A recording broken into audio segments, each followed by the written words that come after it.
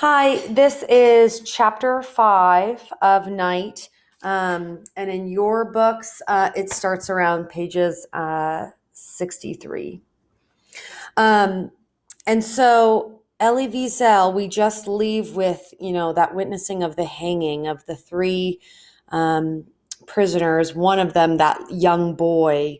And we see that the boy was kind of lingering, I think we had between life and death. And we see the chapter 4 ends with this idea of where is he? God is dying.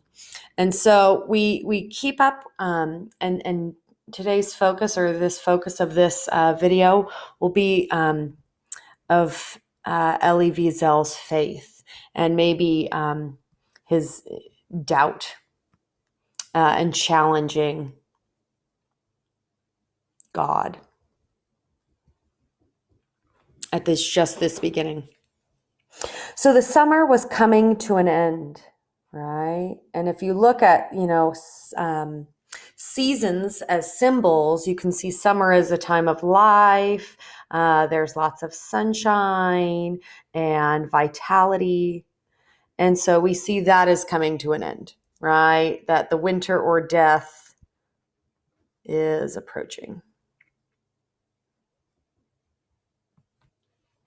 The Jewish year was almost over. And on the eve of Rosh Hashanah, which is kind of like a Jewish New Year, and a very holy time, the last day of that cursed year, the entire camp was agitated, and every one of us felt the tension. After all, this was a day unlike all others, the last day of the year. The word last had an odd ring to it. What if it really were the last day? And so right here we see Wiesel is contemplating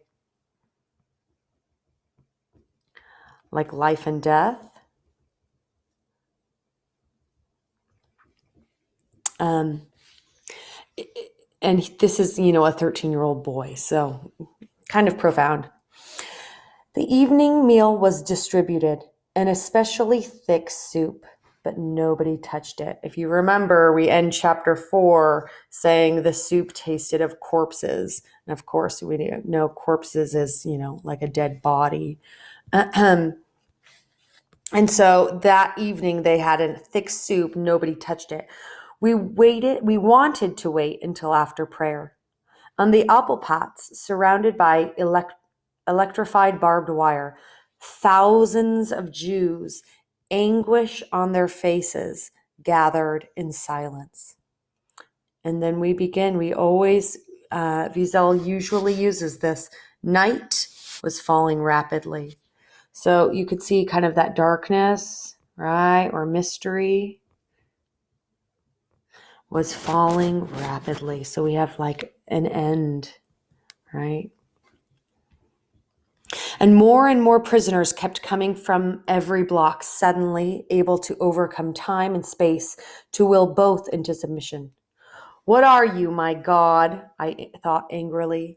How do you compare to the stricken mass gathered to affirm you in their faith, their anger, their defiance? What does your grandeur mean, Master of the universe?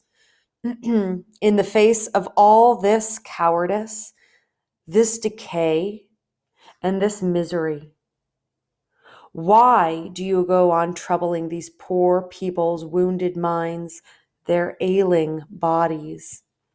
And so right here, we almost see Elie Wiesel, we see him kind of directly confronting God. And in a way, this is a little bit of verbal irony, right? He's trying to be a little bit sarcastic when he says, you and your grandeur, master of the universe, in the face of all this cowardice. He says, you have the power and ability to, solve this, to rescue us. Oops. but instead you're letting us suffer. And so here we are seeing some of his faith being challenged. Some 10,000 men had come to participate in a solemn service, right? This Rosh Hashanah, including the Blockelstead, the Capos, all bureaucrats in the service of death. And that's a really, I think, profound line. All bureaucrats in the service of death. Bureaucrats meaning people part of the system, so it's systemic. So it's the systemic institution, or you could say machine of death. In essence, a death machine, right? So everybody involved in this death machine. And so the prayer begins, "Blessed be the Almighty." The voice of the officiating inmate, so, the one who's leading this prayer, had just become audible. At first, I thought it was the wind. Blessed be God's name. Thousands of lips repeated this benediction, this prayer, bent over like trees in a storm. Blessed be God's name? Why? But why would I bless him? Every fiber in me rebelled because he caused thousands of children to burn, right? To burn in his mass graves because he kept 6 crematoria, right? 6 chimneys working day and night, including the Sabbath and holy days, because in his great might, he created Auschwitz, Birkenau, Buna, and so many other factories of death, right? Kind of relating to that bureaucrats of death. How could I say to him, "Blessed be thou, Almighty, Master of the universe, who chose us among all nations to be tortured day and night, to watch as our fathers, our mothers, our brothers end up in the furnaces? Praised be thy holy name for having chosen us to be slaughtered on thine altar." I listened as the inmate's voice rose. It was powerful yet broken amid the weeping, the sobbing, the sighing of the entire congregation. All the earth and the universe are God's. He kept pausing. So he meaning this leader of the benediction, right? He kept pausing as though he lacked the strength to uncover the meaning behind the text. The melody was stifled in his throat, so it was kind of hard for him to actually say. And I, the former mystic, was thinking, yes, man is stronger, greater than God. When Adam and Eve deceived you, you chased them from paradise. When you were displeased by Noah's generation, you brought down the flood. When Sodom lost your favor, you caused the heavens to rain down fire and damnation. But look at these men whom you have betrayed, allowing them to be tortured, slaughtered, gassed, and burned. What do?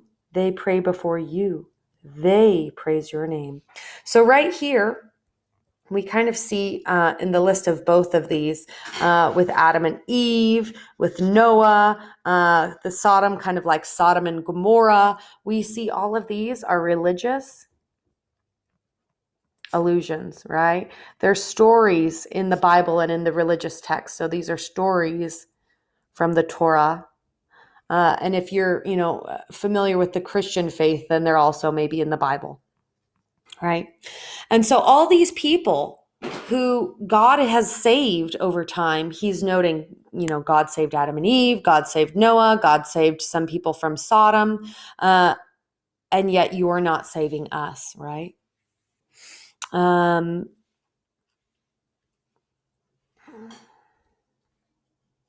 But now, I'm skipping a paragraph, but now I no longer pleaded for anything.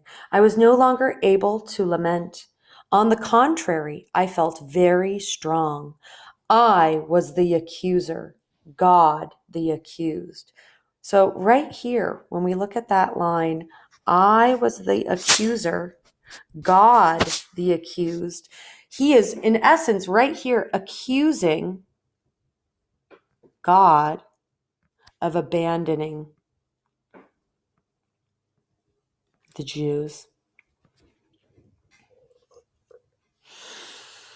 My eyes had opened and I was alone, terribly alone, in a world without God, in a world without God. So he's saying right now, God is not here, without man, without love or mercy. I was nothing but ashes now. So he's saying, in essence, he's the same as those who have been burned, but he's figuratively, or even you could say emotionally burned.